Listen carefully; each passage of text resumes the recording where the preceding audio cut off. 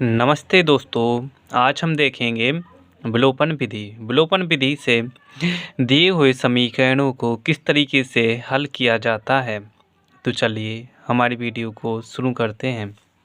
ठीक, आपको दिया है निम्नलिखित समीकरणों को विलोपन विधि से हल कीजिए, जो कि आपको ये दो समीकरण दिए हुए हैं। ठीक, इसको हल करने के लिए सर्वप्रथम हम करेंगे, लिखेंगे इन समीकरणों को आपको नाम देना पड़ेगा।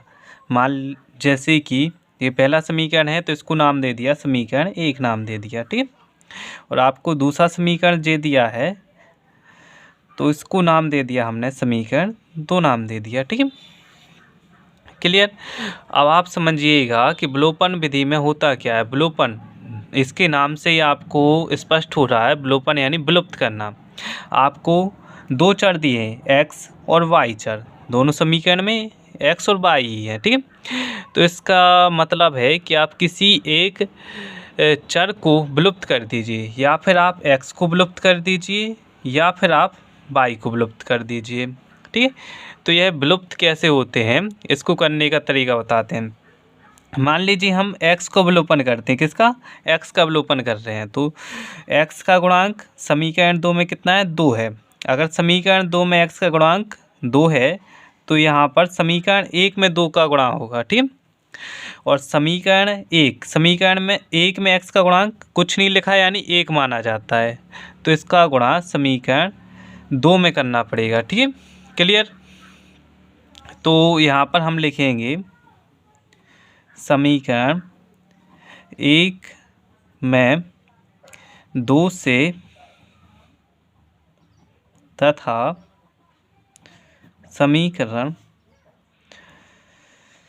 2 में 1 से गुणा करने पर। ठीक है, इतना लिखने के बाद आप गुणा कर दीजिएगा। समीकरण 1 में 2 से गुणा होगा तो 2 का गुणा x में होगा तो 2x आएंगे, 2 का गुणा y में होगा तो 2y आएंगे आपके, इज इक्वल टू 2 का गुणा 5 हुई है तो 10 आ आएंगे।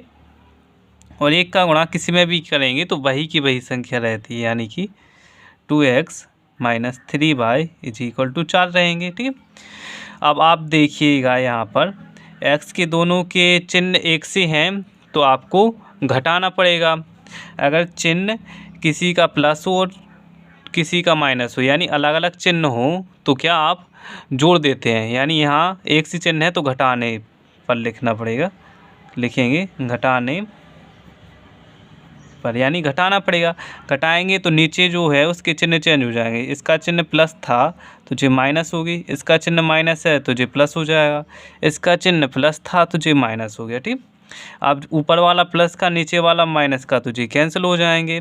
ठीक, 2 वाई प्लस के और 3 वाई प्लस के, तो प्लस के हो जाएंगे आपके कितने, 2 और 3 5 वाई प्लस के हो जाएंगे, दोनों प्लस के हैं तो जुड़ेंगे। ठीक, 10 आपके प्लस के हैं, -4 हैं, यानी 1 प्लस 1 माइनस है तो घटेगा, तो 10 में से 4 गए तो 6 बचेंगे, और बड़ी संख्या प्लस की तो प्लस का चिन्ह आएगा। ठीक, और आप इससे y का मान निकाल लेंगे 6, 5 गुणा में तो 5 कहाँ जाएंगे, भाग में जाएंगे। यहाँ से आपका y का मान आसानी से आ गया। ठीक है, क्लियर। y का मान आपका निकल आया। अब जो y का मान निकला है इसको आप चाहे समीकरण 1 में रखिए या फिर समीकरण 2 में रखिए, दोनों से ही आपका सवाल सॉल्व हो जाएगा। चलिए तो हम समीकरण 1 में रखते हैं। ठीक, y का मान समीकरण 1 में रखने पर तो रखेंगे तो आपका समीकरण 1 क्या है, x plus y is equal to 5। ठीक, तो x चेंज करते ही रहेगा। y का मान कितना है, 6/5, तो रखेंगे इज इक्वल टू 5। क्लियर, यहाँ पर x आएगा इज इक्वल टू 5। पहले से 6/5 यहाँ प्लस के थे, इस साइड माइनस के पहुँचेंगे 6/5। ठीक है, क्लियर।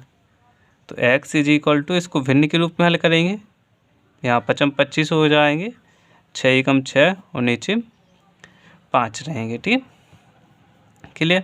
तो x इज इक्वल टू कितना आएगा, इनको दो 25 माइनस 6, तो 25 में से 6 जाएंगे तो 19/5 आ जाएंगे। क्लियर? ठीक है, यह रहा आपका x का मान और y का मान आपने पहले ही निकाल लिया, यानी कि 6/5 आपके y का मान है और ये रहा आपका x का मान। ठीक, क्लियर?